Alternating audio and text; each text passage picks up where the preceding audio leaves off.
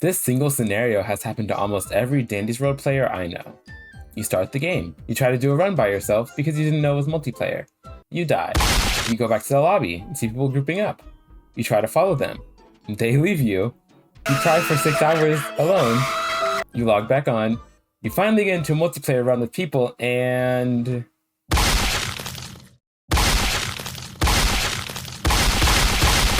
yeah. And now you're sick and tired of doing this cycle over and over again with bad teammates. Now you're probably wondering, how can I eliminate the fact that I have a skill issue and the fact that typical Dandy's World teammates are terrible? Well, look no further, friend. This guide will help you beat Dandy's World solo. This also doubles as a way to get icore very fast, and I'll get into that later in the guide. If you already know the basics of how to survive by yourself, skip to this time step on the screen for a tier list plus icore portion of the video. Now onto the basics of a solo run. Solo runs are considered to be one of the hardest forms of runs in Dandy's World, but with high risk comes with high reward. You get all the tapes, items, and machines for yourself. Plus, you can't get grief, unless you have an inner saboteur, then good luck. In normal runs, you can expect some of the teammates to do some of the work as well. But in solo runs, you have to worry about a lot more things. So here are some main things you need to worry about. Number 1, the twisteds. Try to figure out which twisteds are on the floor and try your hardest to avoid making eye contact with them. If they see you, you don't have a distractor to send them off to. Depending on your character, making contact with twisteds can create your demise, so be safe. Number 2, machines. It is very important to remember common machine spots so that you can always find the machines you need. To know where these machine spots are, you can go into the roleplay mode, and there are some machines around the map, not all of them, but those are the main ones that you want to be looking for on the map. A tip for me that made solo runs a lot easier was saving a machine near the elevator, so I'm not frantically searching for one at the end of the floor. Number 3, hiding spots. Finding hiding spots in the map can save so many runs. For example, if there's a twisted chasing you and there weren't any things to loop around near you, you can hide behind something like this, or this, or this. Basically, use your map and surroundings to your advantage. Make sure you are always aware of where you are and where the twists are. Now, in these runs, you are probably wondering what toons are the best for surviving by themselves. And I made a tier list for you, and I'm going to go through each toon briefly, because ain't nobody want to hear me yap for 10 minutes. But if you do, drop that like and subscribe. Anyways, here's the tier list. So this tier list is gonna be really short, because you just need to know who's good. I'll talk about the people who are good, but for the people who are bad, you really just want to avoid them. So take that as you will. Astro, I would say they're bad. Their stats are pretty mediocre and stealth doesn't really matter in solo runs, so they're pretty bad. Foxton, also pretty bad. Have no passive, base stats, it's just not good. Brightney's really good because stealth doesn't matter and her stats are overall, they're good. You know, they're not like terrible, and her ability is really good in blackouts when you're alone. That's really for like locating the toons. It's good. Babette is really good for solo runs. You have that get out of jail free card. Her stats are okay. You know, stealth doesn't matter, but the high skill check and the high stamina really help from getting away from twisteds and getting the machines done really fast. So Babette's pretty good. I'm gonna just do the distractors all right now. We have Cole, we have Goob, we have Pebble, we have Flutter, and we have I think that's everyone. And Sprout. And yes, I know I didn't put Louie, but that's important. All the distractors, they're pretty good because they can run, you know? They can always outrun a twisted. If you want to know the best distractor to play, it's Flutter. Flutter is the best distractor out of all of them because Flutter has a really good like get away ability. So, and their stats aren't terrible. Oh, I forgot Tisha. Tisha's also there, but Tisha doesn't really have an ability. Next, Connie. Connie is a big no. Big no. If you want to use Connie in solo runs, you're trolling. It's gonna take you 5 hours to do one machine, and then you're gonna have to take another 5 hours to get to the next machine. It's not gonna be good. Just don't do it. Cosmo. Why would you use Cosmo? What point is there to Cosmo in solo runs? Anyways, Finn. They're okay. You can complete a machine, go to the next machine, complete another one like with your passive, so it's fine. You know what? I'll put them above the distractors because he's pretty good at that. Gigi's really good. Gigi can basically save your runs. You can technically go AFK in a hiding spot and just spam your Gigi ability until you get full of either stopwatches or meds, you know? One or the other. But either way, you have the ability to get meds and it's infinite heals. You can get meds, you can get chocolates, you can get items. You can get items. That's what's important. The items are good. Yeah, Gigi's good. Oh, and their stats are completely great for extracting as well because they're like basically Shelly stats. But yeah, Gigi was made for solo runs for sure. Ginger, above Cosmo because they have hair. Next, Glisten. I would say they're good because they have great extraction. They're a little bit lacking in speed and their ability is useless, but their extraction is good. And I would say they're more useful than the other Toons down there. Louie. Louie's great. Louie has the, dare I say, the best stats in the game by far. At 1 heart, you have 6-star movement speed, 4-star skill check, and the rest of the stats are pretty good as well. I think they're all 3, but still, like, oh wait, no, stealth is 2. But anyways, Louie's great. The stats, the fact that you can outrun any twisted that comes for you, the fact that the lower you get, like, the better you are, so that if you're on low hearts, you aren't, you know, screwed. It's just great. Louie is, I would say, the best solo run character. Move, Bobette! Jesus. Okay. Poppy. I would say Poppy's pretty good. I would put Poppy above Glisten. I mean, if what you're trying to do is survive, Poppy is great at that. Poppy's passive ability gives her a movement speed boost after she gets hit. And so you get hit, you run away, and you continue doing what you need to do, you know? Razzle dazzle. Please don't use them. Roger. If you're trying to go for research, they're pretty good. Otherwise, yeah, they're just good.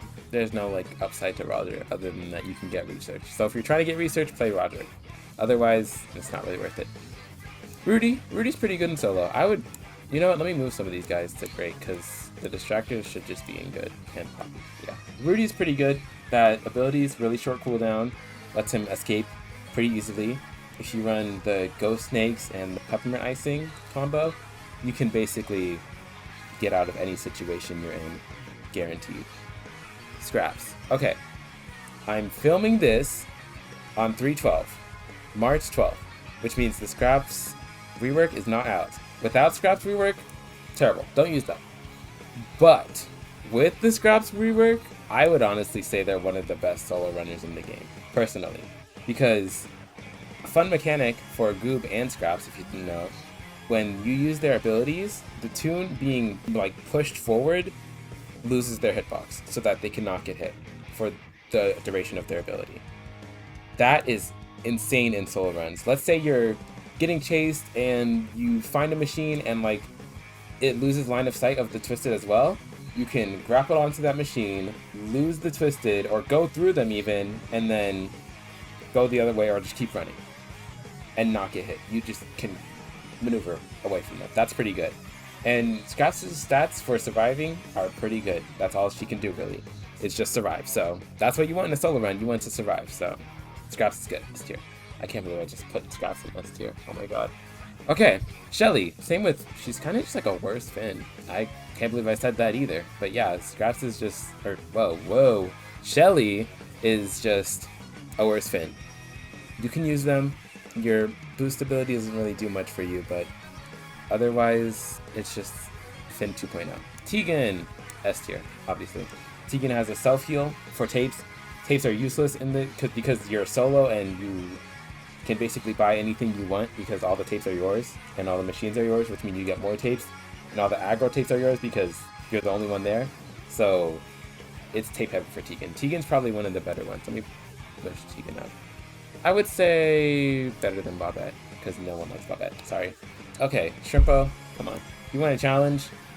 Do it. Otherwise, no. Poodles, they're okay. Gambling, good. Stats, bad. That's what I'll say. And finally, we got V.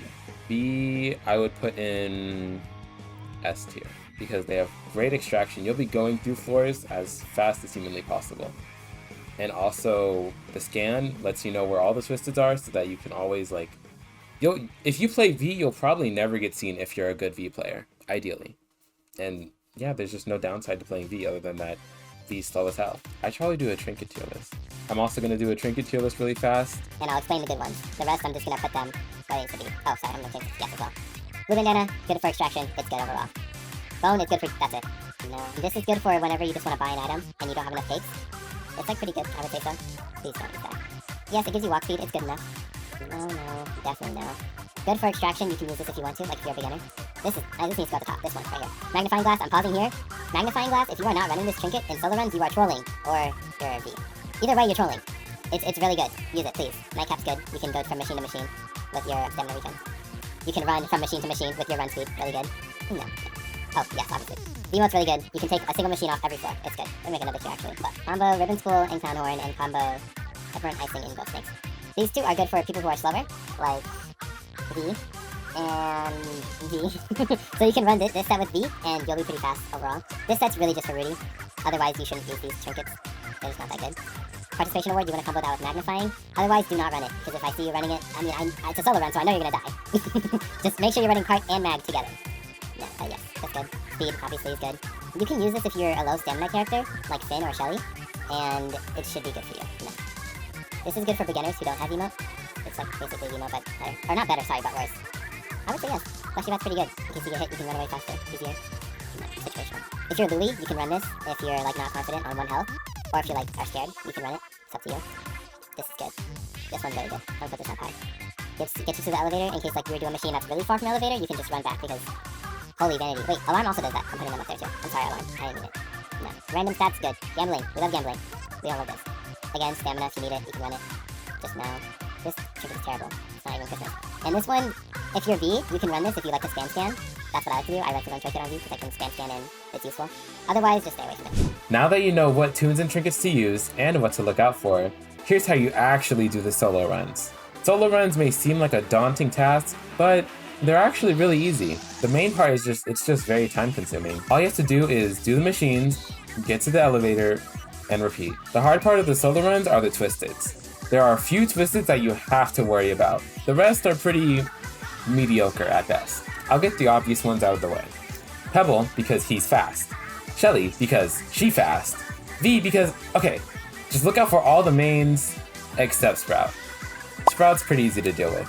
Next twisteds to worry about are the Craft siblings. They are pretty silent. Actually, now that I'm reading this script out loud, I'm realizing that most of the twisteds are completely silent. But yeah, Craft siblings can essentially creep up to you, snipe a heart away from you, then walk away. It's really mean. If you get seen by any twisted at all, it's a very good habit to hide behind something for a second. It'll either lose the twisted, give you time to figure out which twisted it is, or save your butt from scraps and goob. The last twisted you should really look out for is Glisten. Now, there's 2 ways you can handle Glisten. You can either A, ignore him and let him shatter, or B, wait for his halfway message, then find him. I normally do strategy A because I'm just the greatest hider known to mankind, but both can work. For strategy B, you should always have an idea where Glisten is, because if you don't and you start looking for him, chances are he will pop and you will be close by, primed and ready for Glisten to take a bite. Finally, the icore benefits. Icore is mainly gained from these key things: high floors, doing machines, and using abilities. However, using abilities only applies once per floor, so don't be spamming your ability for no reason. To maximize your icore gain, I would use a Toon like V or Babette, because they have abilities that you can use every floor to maximize your icore gain. Solo runs are great because you can gain a lot of icore very fast, and you don't have to rely on other people to carry you. If this guide helped you at all, please let me know in the comments below. It helps this guide reach more people, and I like reading all the funny comments you guys make. Anyways, have a good day and good luck grinding.